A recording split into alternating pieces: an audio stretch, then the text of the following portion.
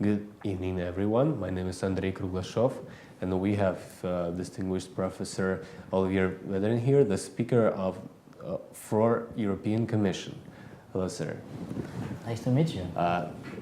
We know you as a friend of Ukraine, and we are happy to have you here. Please tell us what the signing of political party association means for us, and what is the what this part represents really. It's okay. Not the entire document. No, right? It's not the entire document, and I think this is only the beginning, you know, and you will have to sign the second part, the economical part. But for me, this is a good sign for Ukraine to do all the reforms, because now you know that you will have the head of the European Union, and that's very good.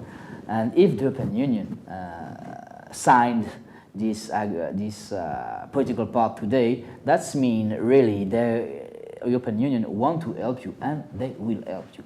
And for me, this is a very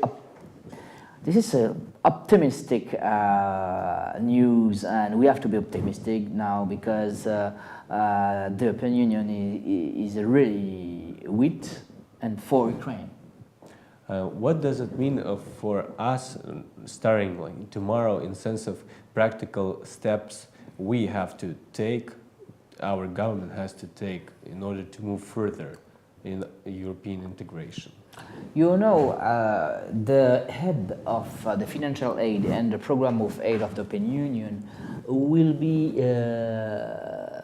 we will do that also with the IMF and the World Bank, and we will have like a platform of organization. Then that's mean we will have this platform of international organization like the UN and the IMF.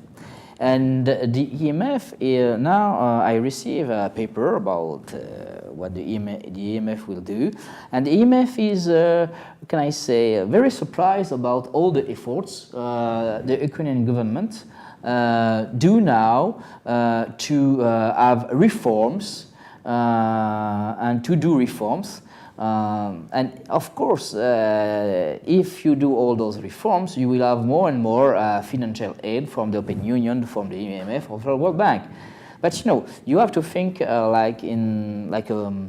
in two ways. It's a parallelism, you know. You will have all the money, at the same time you will have to do the reforms, and we will go step by step, money, reforms. What reforms we have to start with? What do you think is crucial to start? You know that the European Union is very, what can I say, afraid about corruption in Ukraine, really, because for investment and for foreign investments is not very good, and for also the economy of Ukraine this is not very good, and at first for the people of Ukraine it's not very good. Corruption is against the people, and I think the first is to fight corruption. And the second is more justice, transparency. And the third part will be, I think, tax law, new tax law about income. And that's mean, you know, now when you have to pay tax, you don't have to prove where your money comes from, okay? And that's the beginning of corruption. But even for officials, for government officials? For everybody. For everybody. In France, when I have money, my income, I have on my tax paper every part of where come from my income. My income come from this school, or this company. And I have to prove that my income comes from. And if I don't prove, I will have problem with justice or with tax law. Don't people tend to hide their income then, not to have to prove This is very difficult in France now. Very, very difficult. We know, guys, you have some. Then if we do law like that in Ukraine, if we take care about the income, where they come from each citizen, official or non-official, That will be the beginning of a real fight against the corruption, like we did in Europe. In Europe, you have to prove where your income comes from. Mm-hmm. If you cannot prove, that means you have a problem of corruption, or maybe you steal some money. Interesting. Our people are very much interested. What we are getting from this signing of political party association, not just as a government in the country, but individually, about our visas, about our trade opportunities with these four freedoms. Does the association somehow expands our freedoms, which are inherited? If we talk about all the agreement, all the treaty of association, I received last week the paper of the program of the European Union for Ukraine. And I have a part in this program for visa. And that means you will have free visa between Ukraine and Europe. For example, 90 days per 180 days. Like Europe have in Ukraine, like a French citizen. Really? Yeah. And that's in the program. Tomorrow, in my conference in the House of Ukraine, I will put this paper on the screen, and you will see that you have a law for visa, and you will have free visa for 90 days per 180 days. But what we have this is in the program. Wonderful. That will be. But what else we have to do, or you has to do for us to really get this implemented, or it just works like tomorrow? Not tomorrow, but really this is in the process of the agreement of the treaty association, and that's a good news, because the visa problem is a key issue for the Ukrainian people, and we can do that very quickly, and I think we will do that very quickly. I think we will do it after the signature of the economical part. Even after? Because, but this economical part will be, I think, so also quickly. They talk about this semester, I think. But in summer. Maybe by autumn. But this is in the road. I cannot say when, but I think this year we will have a lot of change in the visa program. So we can hope that this year we will be able to. I hope so, but really, I received this program, and in this program we see that the visa policy will change. I cannot say when, but that will change, and this is in the program of the head for Ukraine. What it gives us from the standpoint of defense issues, because we see from the actions of Russia that now it's the crucial part, the defense of Ukraine, and I would claim, maybe you would disagree, the defense of Europe as well. I did some interview, and I said to my friend, French journalist or journalist from the European Union, I say, for me, the values of the European Union, the values of Europe, I mean democracy, human rights, are in Kiev. We fight for those values now. And when I was on the barricade of Maidan, I really strongly believe that we were there to fight for the European values. And that's what we believe as well. And I say to my friend now, the capital of Europe is Kiev, because for the symbol, the capital of Europe is Kiev, because we are fighting for the value of our founders of the European construction. That means democracy, human rights, solidarity, dialogue, and that was amazing event, historical amazing event, what happened on Maidan. Yeah. But who in Europe shares this meaning? Do you think that all the countries, all the leaders have the same opinion toward that, or there are some internal divisions regarding Ukraine? Of course, you have some internal division, but as you know, we have a lot of propaganda. Mm-hmm. And we have a lot of propaganda against Maidan and against what's happened in Ukraine. But a large part of the French citizen or European citizen, they know that in Kiev on Maidan,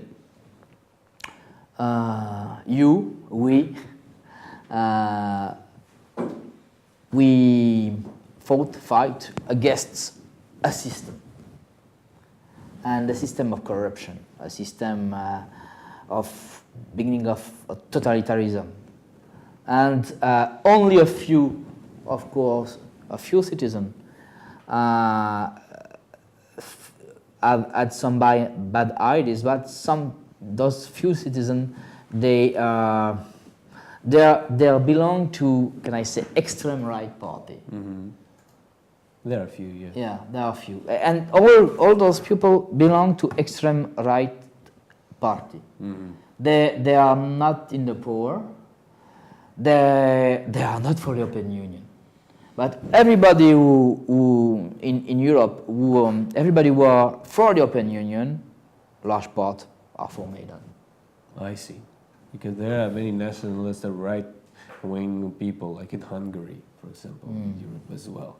So they are very old sometimes, they are retired, they are jobless. You know, this is always the same society who are for extreme right party. This is retired people and jobless people. This is, I can say this is a psychological attitude.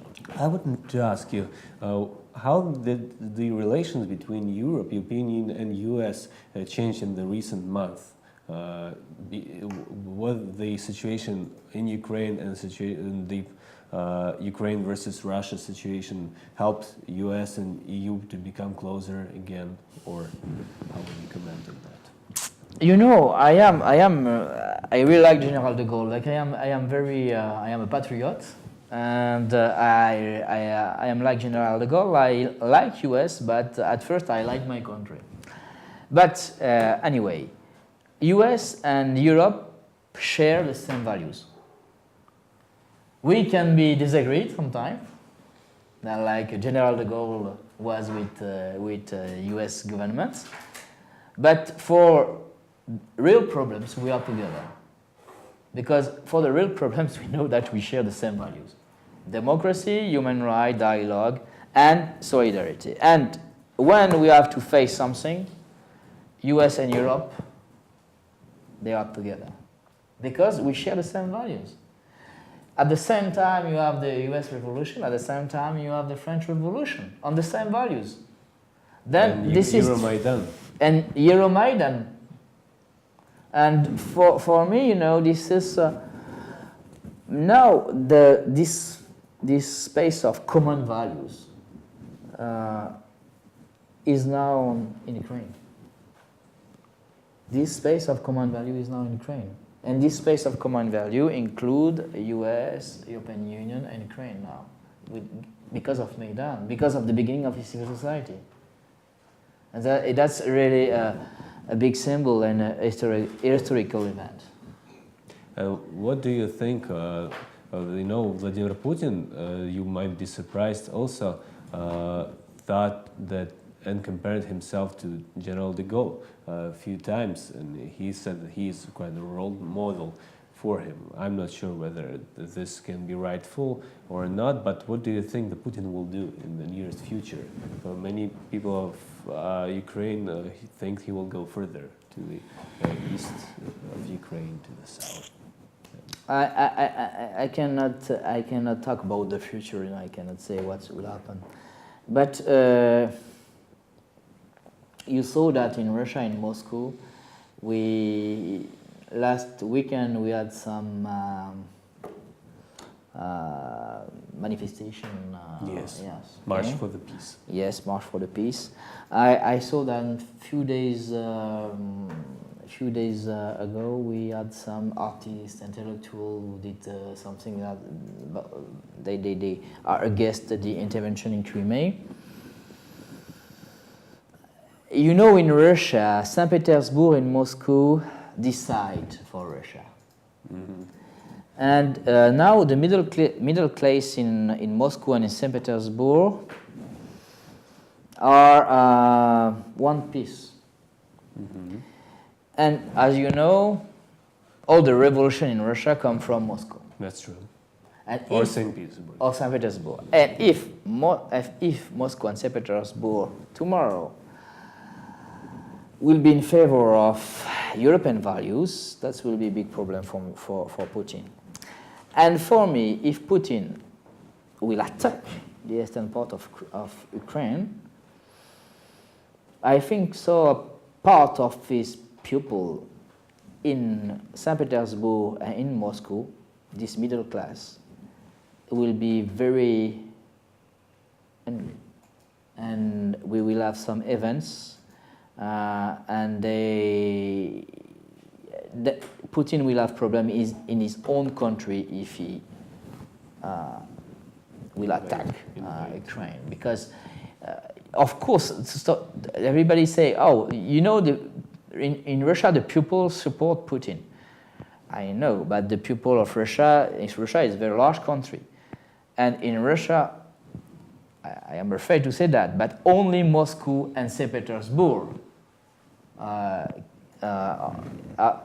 important. And if St. Petersburg and Moscow tomorrow are not in favor of Putin, Putin will have problem. I see. But what if he will really attack and we will try to face him and we will use force? I don't think that we can just wait. How would the EU and US will be able to help us? I think, for me, I think, you know, Putin is intelligent man, really. Now is more ideological man, but is an intelligent man, and I think he know that if he will go to war, he will lose a lot of things. Even he will lose his soldiers, and I think now. I think he will wait. Mm-hmm. He will wait. And he said, okay, Ukraine will have his presidential election, I will wait. And I think he will wait for a mistake. Mm-hmm. A mistake. And he knows that the new government of Ukraine is a new government. They have to prove. And for Putin, this is a good thing, because okay, he can wait for a mistake. I really believe that I saw some report on what the Minister of Defense of Russia said. They don't want to attack. Yes, they don't want to attack. For me, really, because also about, you know, this economical crisis, the ruble is going down,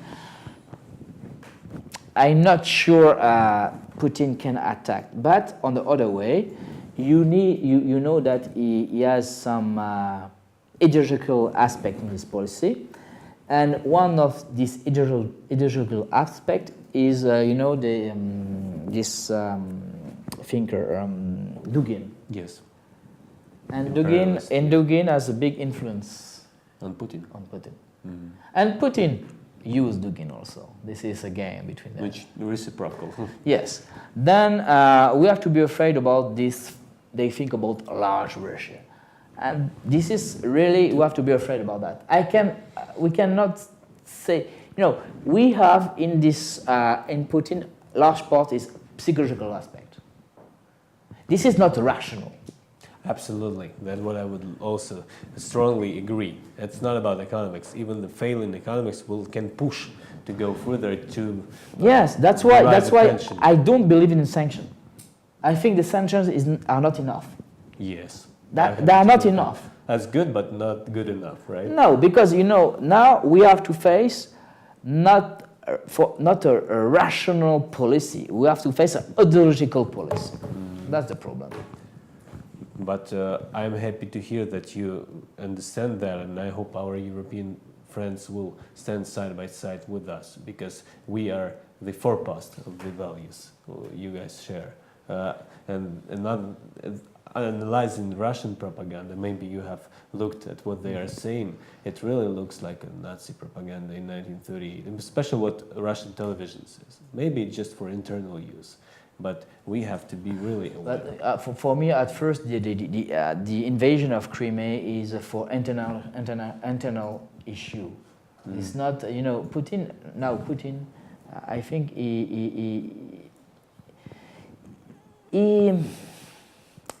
he doesn't take care about international reputation. Yes, exactly. Now he only takes care about internal affair, internal reputation, because he know he will have an economical crisis, recession, Inevitably. and he say, I need my people with me. Then for that I need some victory outside, and I don't need international reputation. I need to stay in the power, and to stay in the power I need my people. That's right. But the problem is, how many victories I will need to have my people with me. Appetite comes under the process of eating. Yeah. For me, this is now, for me, we are assisting at the end of, can I say, the Putin era. See, many of our people were very upset about Great Britain and US because the Budapest Memorandum. Yes, I know, 1994. Yes, said that someone gonna 1994, yes. guarantee our safety. How would you comment on the situation with Crimea from the standpoint of international law and the further international relations? Will any agreements now matter? That's a good question. Thank you. Because because of that, we can say, okay, international agreement is nothing. It's nothing. We cannot do an international. For example, with Iran. With Iran, can we trust Russia for Iran? Can we trust Russia for Syria? Can we trust? And this what's happening in Crimea is a big problem for international law. And I totally believe that for the new treaty we will have, what's happening in Crimea is very bad. Can we trust now when we will sign a new treaty with Russia? Can we trust? I think we have to wait after Putin, like Obama said. We have to wait after Putin. If we'll go further, can we really count on the help? That's a good question. If you talk about ally, yeah. Yes. When you want to have ally, you have to start a war, and the ally come after. But you cannot have the ally without starting. This is the problem. So we have to get ready to prepare to defend ourselves. For example, if tomorrow a part of France will be invaded, we will not wait a long time. And I was very surprised about all those time you waited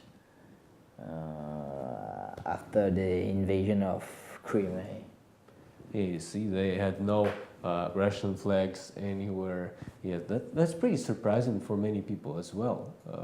That's a good manipulation. Really, we can say that Putin really he has a good manipulation policy. That's very good.